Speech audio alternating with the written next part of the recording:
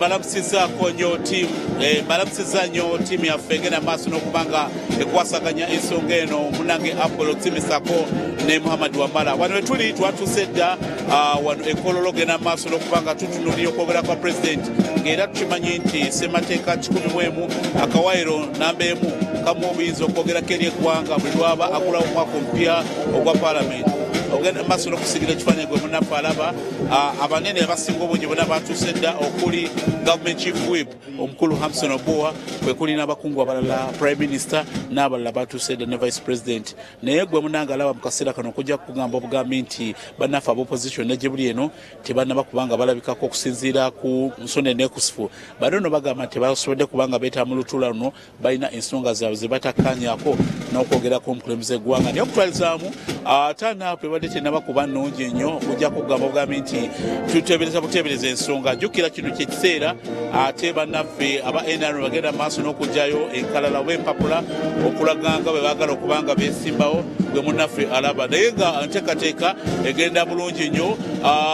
Tanaapu bo aba NRM batuuse dda naddala abava mu bitundu ebyewala okubanga ate batuuse dda. Wano ndabamu ku abaka ba paalamenti Ababaka Katenya abava mu kitundu eky'Embale abatugenda okubanga tulaka Honorable ndoza jangu tuwaye Honorable soko obuze ku bantu abantu babulye ku mannya ne gyova sebo tuli live ku Soul TV. Okay, amanya neddoboozi ndi Katenya Isaac, member wa parliament wa Bulambuli constituency Bulambuli district. Ndi musanyusa okubeera wano ku State of the National Address nga president wa addressinga ku bintu ebitali bimu bikwatagana n'eggwanga lyaffe. Honorable ng'abantu b'e Bulambuli nsonga kyenkulu ze mwandyagadde omukulembeze eggwanga zatalina kubuusa maaso? Tusuubira pulezidenti okuadressinga ebintu ebifaanananga ebintu bya security kuba ewange abakalamojo balumbanyuma abantu bange ne babajjako ente kosi n'obutemu butali bumu kuba mwalabye nga ekololo si kololo naye namugongo wabaddeyo ebomu eyabaluse nekosa abantu babiri abagisitude naye of course baade bagenda kukosa abantu bangi so ebintu nga bya insecurity twagala bya addressing ebintu bikwatagana ne economy yaffe obwabi mu ggwanga buyitiridde abantu tuta mu bwabu. Twagala president ayongereko sente za PDM ayongereko sente za emyoga era njagala okubiriza abantu bange nti bwe tusaba president n'atwogerako sente za PDM kwenga parliament wayisa sente ezo naye ntono tutaga bazongereko. Twagala addressing ebintu bikwatagana n'ebyokusoma ebintu bikwatagana n'ebyamafuta mu ggwanga kuba twagala enfuna yaffe mu ggwanga yeeyongere bituuseewa era tugenda kubenefitinga tu ebintu nga byamafuta n'ebintu ebirala bitali bimu bikwatagana n'eggwanga. Tuyanze Honorable Ababaka Isaac Katenya okuva e Bulambuli ate omu ku beetabye kwogera kwa president oba kugalawo parliament. Waliwo omubaka gwe bayita Agnes Amede omubaka ono abasinga omu kifo kisinga omutegeera. Honorable, you're live on Soul TV. I'm sure in most cases you're not so comfortable with the Uganda. Greet our viewers. Thank you so much, Honorable Agnes Amede, Member of Parliament for Butebo District, and thank you for giving me the chance to greet people. Yes, we are here in Kololo for the State of the Nation address. We are expectant of the President to inform the country of the strides NRM party, the mighty party, has made in the socio-economic transformation of the country. Honorable, sitting on which committees? I sit on the Committee of Foreign Affairs and Science and Technology. What are some of the bills that you've handled this year, especially on the Committee of Foreign Affairs? Foreign Affairs, I have just been posted on that committee.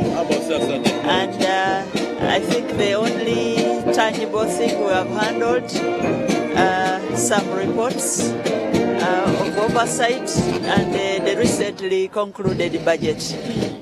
Those are the things at least I have had input on the Committee of East African Affairs. The Committee of Science and it's not Science and Technology. technology, it is science and innovations.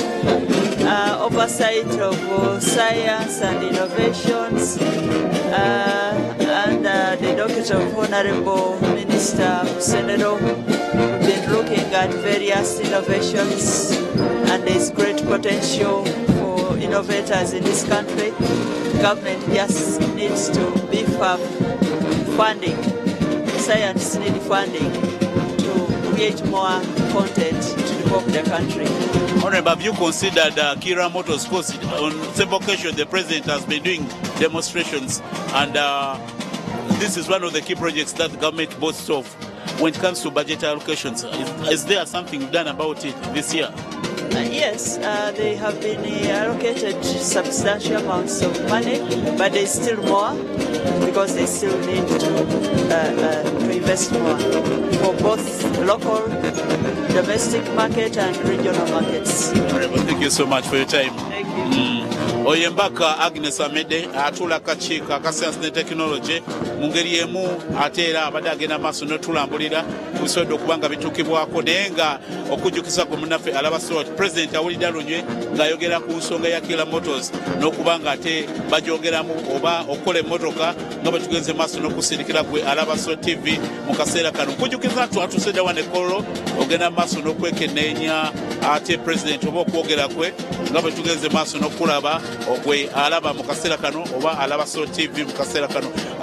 Waliwo omubaka yita The Guardian wano ye yeyita Musumba. Honorable, we are glad to have you here. You're live on Salt TV. You first greet those people of Kanyumu County today before you proceed. All the people of Kanyumu County, I greet you in the name of the Almighty Elohim. How are you? Yoga veres kere. Truth Elohim no. Yongolo kusetwan Porot Simon Peter, a guardian of the people of Kanyumu County. Ajam kadayesi. And I will always ensure that I deliver the goods as I get them. Someone who is watching you for the first time, when he happens to hear the word guardian, what does it mean? Because we usually refer it while we're writing about you. What does it mean and why do you always carry it? The issue of being a guardian originates from the spiritual realm of the heavens. The first people to be created, Adam and Eve, were put on the garden and asked to be guardians of that garden. So I am therefore the chief guardian who has arrived to save the people, to bring salvation as per the book of Isaiah 61. Honorable, which committees do you sit on? I sit now in the Committee of Presidential Affairs and that of National Economy. Yeah. What are some of the bills and reports that you've handled on the Presidential Affairs Committee that you do recall this year? The bills? We haven't handled many of the bills this time around, but we have been basically concentrating on the issues of science and technology and innovation. So those are the areas that we are focusing to create employment for the youth. Yeah. Honorable, there's been a big concern from the section of the opposition MPs and the opposition side about the funds that you've been allocating in State House. Why do you always give it a lion's share as we're seeing the office of the President State House? Then, what are some of the considerations for Ugandans who are watching you for the first time? I'm sure you have a home and a family. Normally, when your madam prepares things in the kitchen, whom does she give the lion's share of a meal? Isn't it the husband? I thought you were going for defense and other sectors. The husband first, the father of the home, and that's the presidency. We need him to be comfortable to perform his mandate as per the Constitution. Yes. The presidential pledges has also come at a center stage, pledging and not fulfilling. As a committee, are you considerate about this? Issues of pledges resonate with how our economy is. When the economy is doing well, then we are able to fulfill them. But we shall fulfill them as and when the resources allow. Okay. Yes. Honorable, thank you so much. Thank you so much. Yes, yoye mbaka waffe bamuyita The Guardian Kanyumu County naye nga byamu kubatula nkakiiko initially mu parliament eyaggwa eyakali aka defense era nga musajja ali passionate about nsonga ezikwatagana ku bukulembeze y'omu ku babaka betusinga okumanya ebbanga lyonna bavaayo okuba ebintu ebikwatagana ne oludovuganya gavumenti naddala okwesulubabba ne bateetaba mu ntuula. Nkujjukiza munange gwalaba Salt TV twatusedde wano e Kololo ogenda maaso n'okutuusaako olutuula oba okugala omwaka n'okwogera kwa President president akuonako olwaleero gwe alaba ogenda maaso mpozi nakulazeeko ekifaananyi nti atanapo ebadde tenaba kubanga esanyusa nnyo nga bwe twabadde tulowooza naye namba etansi ogenda ng'ewera mpolampola tusuubira president abadde alina okubanga atuuka ku saa 8 okubanga atandika speech ye era ngenda maaso n'okujukiza nti luno lwe lutuula olw'omwaka omupya ababaka eventually bamaze ne batuuka wadde ng'enamba si neya bulijjo gyetera okulaba naye ate bituukiddwako abasinga obungi naddala ba NRM tubalabye nga bajja kujjukizaako okwogera kwa pulezidenti okwafundikira omwaka ogwaggwa yatunulira ensonga nyingi naddala ensonga ezikwatagana ku ba-money lenders bwe yavayo n'agamba nti agenda kujja n'etteeka ekkakali eri abantu abasabiriza oba abagenda mu maaso n'okusaba abantu ensi mu ngeri etakwatagana abakungu bangi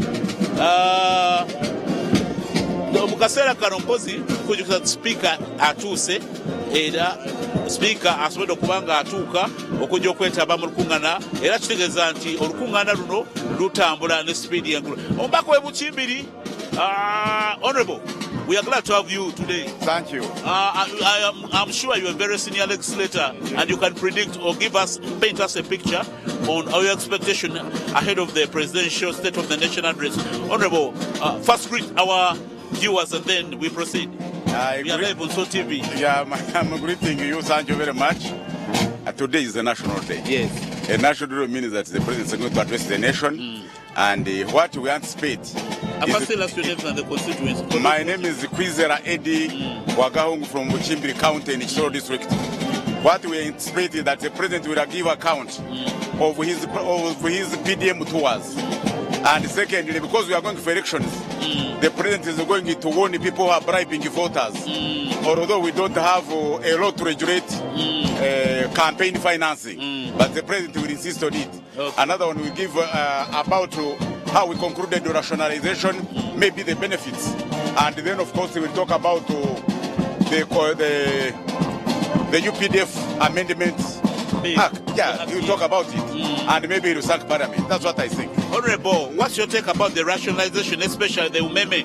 We have been seeing or receiving a lot of complaints from EDCL. I remember you used to sit on the Committee of Natural Resources. What's your opinion on the performance of this entity? No, of course, when you look at the capacity of UEDCL and the capacity of Umeme, they are not matching. So we need to build more capacity as a country to make sure that we meet the expectations of the public. We haven't met the expectations yet. Well, thank you so much. Thank you very much. Yes, mulabi wa TV bebakungu abo akujukiza speaker yatuuse dda ogenda maaso n'okubanga ate agenda maaso n'olugula lwa palamenti olunaku olwaleero nga bwe tugenda maaso n'okusigira ekifaananyi gwe alaba mu kaseera kano omubaka we gwenkulaze gwe bayita Kwiziri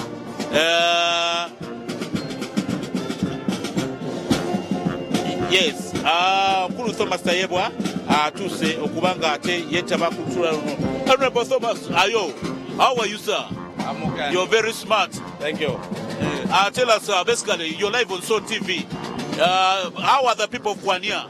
The people of Kwania are fine, and they are waiting to hear what the president will tell them during the State of the Nation on the achievements we have so far made, and then the plan we have for the next financial year as we prepare to pass the budget, to present the budget next week. I'm sure this is a very hectic period for you MPs. You're supposed to be the constituents at the same time attending this seat. How are you prepared to start your second term or your forthcoming time to vie for the same position as MP for Kwania constituency? No, this is routine work. The role of the members of parliament, core is legislation, representation, appropriation, and oversight. So this is one of our roles as we start a new session and a new year. So we should be able to balance together with the work in the constituency, but also work here, because you don't only work in the constituency, you don't only work in parliament, but you balance all of them. So we have to balance and ensure that we are playing both roles, so the constituency is okay. The campaign is what you prepare over for a very long period of time. The last minute is only when you consolidate and you prepare yourself for support for them to go and vote. But this must really be a normal thing. Yeah. Which committees do you sit on? I am the chairperson of the Committee on ICT and National Guidance, and I'm also a member of the Committee on National Economy and a member of the Budget Committee and Business Committee of Parliament. I'm glad you're sitting on the Committee of National Economy. There's been a big concern about the supplementaries, especially Ugandans, that they have been so fast compared to the supplementaries vis-a-vis our national economy and our budget. What has been the rationale and what have you been putting under consideration? Was it really necessary to, especially this last supplementary that was approved by Parliament? Well, supplementary is the work of government, Ministry of Finance to bring to Parliament. But majorly in national economy, we look at the government borrowing and how the money, the loans that have been borrowed. When there is a request for loan to be borrowed, Parliament presents to the Committee on National Economy. We go through the processes of the loan to do diligence to see that the country is not cheated. But also we do oversight on these loans. Once the loans have been borrowed, the committee have to go to the field to see that the loans are actually utilized. So one of the problems we had was the low performance of the loans. We have borrowed the loans, we have not been able to use them, but also the impact of the loans we have borrowed on the economy, because once you have borrowed the money, you must use it and then ensure that it causes a positive impact so that we would be generating revenue to pay back the loans or even providing services to the people. That we found was a little bit of a problem, and we had been encouraging government to ensure that only borrow when you're ready to use it, but also borrow from low interest rate banks or organizations, the concessional loan, rather than borrowing at commercial rates. So those are the issues that we have bought, but also we have been concerned about there are times when you find the borrowing is too much and the impact is a little bit low compared to so much we are borrowing. So we are encouraging government that please, let's try to control, because one of the constants that we raise at national economy is that the Auditor General gives a report that the money wasted to corruption is almost getting to 10 trillion. So why don't we control this hemorrhage, corruption, so that we reduce on the borrowing? So those are the key issues that as the Committee on National Economy we have really been trying to put to government in most of our recommendations. Previously, the President's statement about the money lenders, he was not impressed with the percentage rate, which went up to 36%. He considered tasking Ministry of Finance to regulate. From observation, do you think government can have control over these money lenders, especially with this inflation rate, which stands at 3%? Now, government is there to regulate all aspects of the economy. Now, you have people with the money who want to sell, and then there are people who want to buy or borrow money and pay at an interest.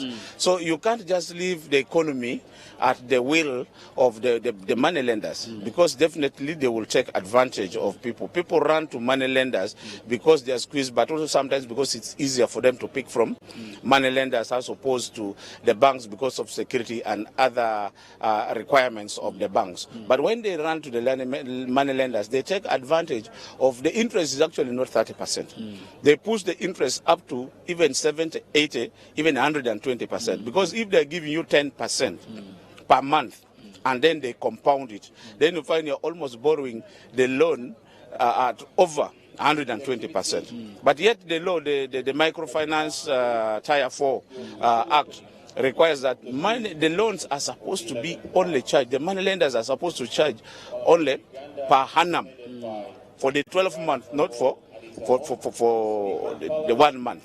And then secondly, the interest rates are not supposed to be compounded, meaning that the money lenders, they will give you 10 million shillings this month.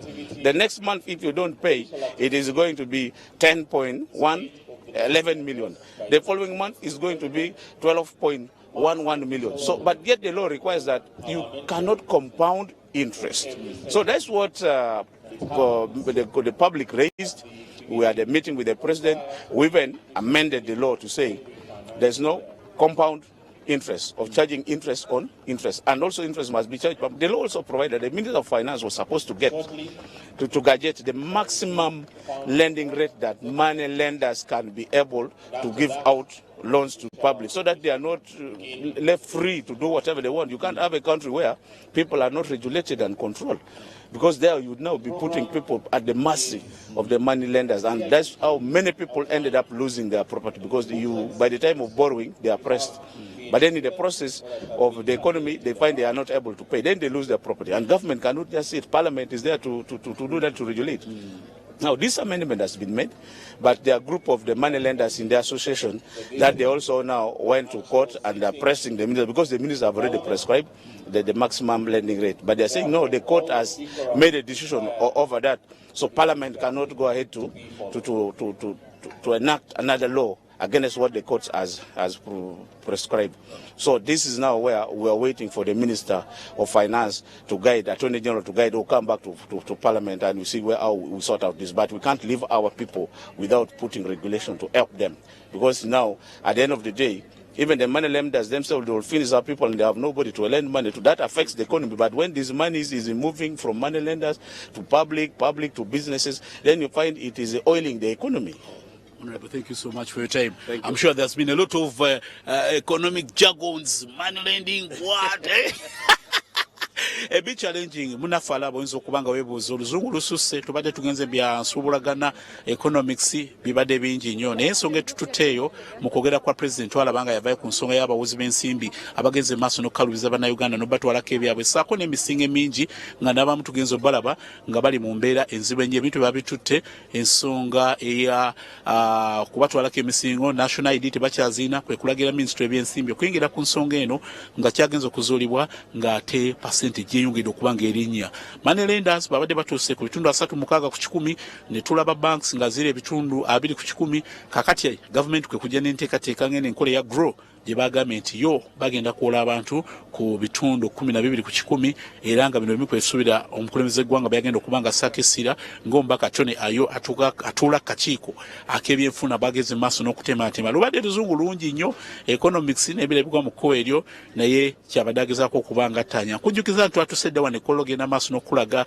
ate okugulawo omwaka omupya gwa palamenti nga bwe tukusigidde ekifaananyi gwe munnaffe alaba ensonga bwe zigenda okuba nga ziba okugulawo omwaka gwa palamenti omupya n'okwogera kwa president n'ebisuubira okubanga byogerwa ebimu ebyokwebyo mbaka w'ebukimbiri Eddie Kwizera azze naye n'atemeeratemera ku nsonga ya security naddala ku ekyo ekyabaddewo ku njega ey'ekintu ekyabatuse bomu ministry y'ebyokwerinda video netegeeza nti ebadde bomu n'ebirala ebadde bigwa mu kkowa eryo nga bwagenze maaso n'okuba nga akusindikira mpozi ekigambo kya rationalization n'ogatta ebitongole bya gavumenti by'ebimu ku bye tusuubira president byagenda okuba nga ate yannyonnyola eri eggwanga ku biki ebisobodde okuba nga bivuddeyo mu kugatta ebitongole jjukira nti ensonga ya coffee bill oba kugatta ekitongole ky'emmwanyi okukiteeka wansi wa ministry ebyobulimi nabyo bye bikulu ebisinza okubaawo saako n'etteeka ery'amagye erya UPDF Act eryagenze maaso n'okuteekebwako ekinkumi lyavuddeko ebikambaga nebituuse n'okwogera nti waliwo ku bantu abaweerebwa akasiimako obukadde 10 n'ebirabibwa mu kkowa eryo byebimu ku betusuubira okuba nti omukulembeze gwanga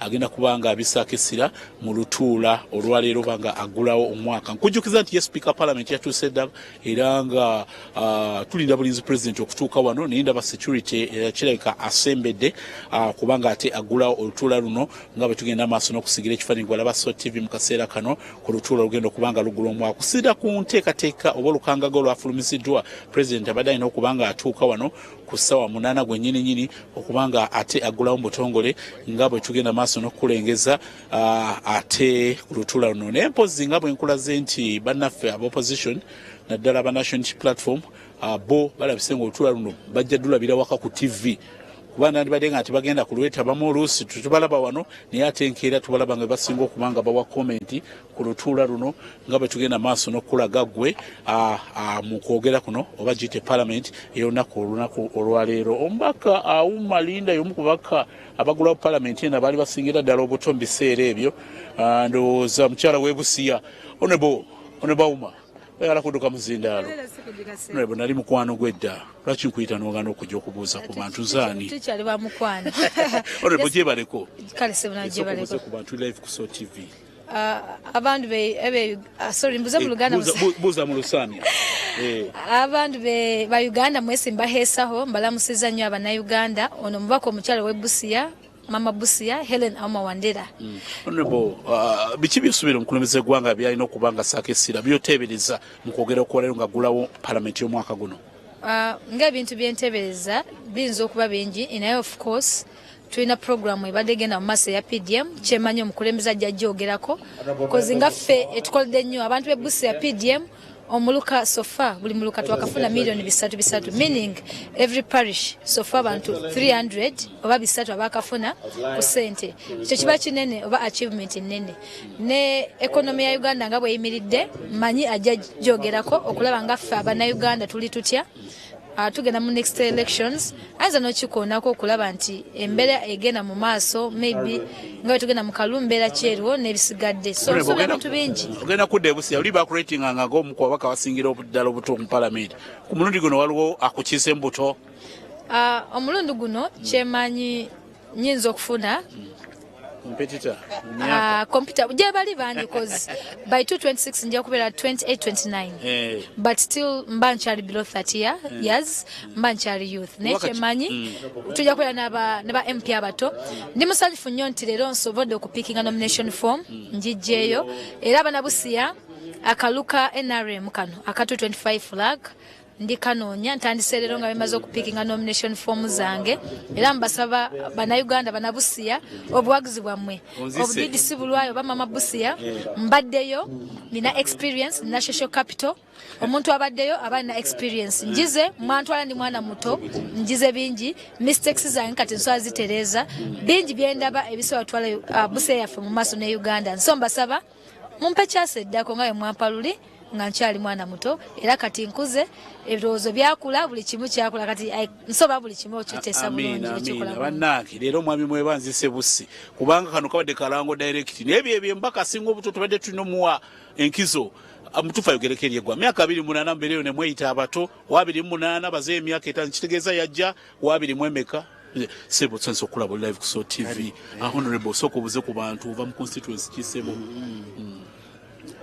amanya Robert Rwakandale nzisaba kunzi ulisaba kunzi wa kibira ky'NRM oli munene olabane kuno omukolo totumidde bana okuva maka g'omukulembeze w'eggwanga okwogera kwa president okutunudde otyo olunaku olwaleero amanya Robert Rwakandale nzisaba kunzi okuva maka g'omukulembeze w'eggwanga General Yoweri Kaguta Museveni president w'eggwanga lino Uganda nsooka ntwala nkusooka n'okusooka okwebaza Solo TV olw'obuweereza bwejjeweereza mu programu zaffe zebatambulamu za PDM emikolo ebadde giragala live so twebaza Solo TV ne management yonna omulimu mukoze bulungi mwebale nnyo okubeera okwagala eggwanga lyammwe n'ensiba ne pasita Bugingo era okuteekamu amaanyi singa tateekamu maanyi tukyatambudde bulungi so mbebaza. Download the Salt Media app from the Google Play Store and the Apple App Store.